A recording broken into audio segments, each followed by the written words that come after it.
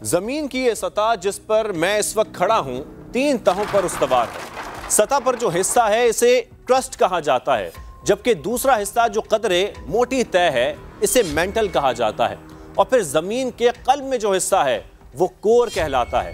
Crust के नीचे की दोनों तहें भी आउटर और इनर प्लेटों पर मुश्तमिल होती हैं।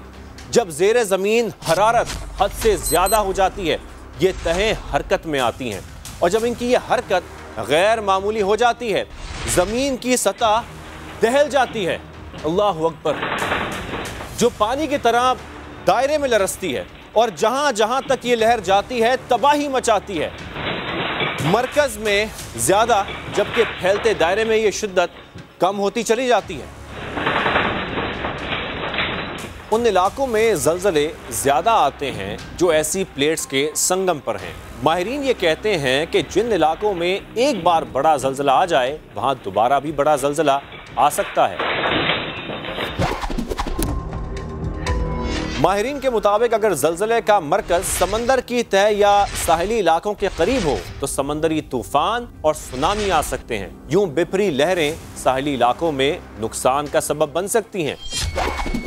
जमीन के बाज़ हिस्सों के नीचे चट्टानों की लेयर्स इस नौयत की हैं कि इनमें निस्बतन ज़्यादा हरकत होती है। इसी वजह से ज़लज़ले भी कसरत से आते हैं। जो मुल्क और इलाके अर्थक्वेक जोन में हैं उनमें न्यूजीलैंड, इंडोनेशिया, फिलिपाइन, इसके साथ साथ जापान, रूस, शिमाली अमेरिका में बहरुल काहिल के साहिली इलाके, वस्ती अमेरिका, पेरू और चिली शामिल हैं। इसी तरह बहरुल काहिल के कई हिस्से भी इन इलाकों में शामिल हैं जहां ज्यादा ज़लज़ले आने का खदशा रहता है।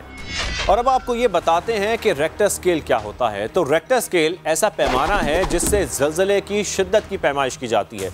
रेक्टर स्केल पर 4 दर्जे से कम शिद्दत के ज़लज़ले मामूली या कमज़ोर नौयत के होते हैं। 4 से ज़्यादा और 6 से कम दर्जे का ज़लज़ला दरमियानी शिद्दत का ज़लज़ला कहलाता है। रेक्टर स्केल पर 6 से 7 शिद्दत के ज़लज़ले इमारतों को नुकसान पहुंचा सकते हैं, जबकि ज़लज़ले की शिद्दत 8 से बढ़ती है तो वो तबाहकुन शक्ल इख्तियार कर सकता है। इमारतें मलबे का ढेर बन सकती हैं, सड़कें और रेलवे लाइनें भी टूट फूट का शिकार हो सकती हैं।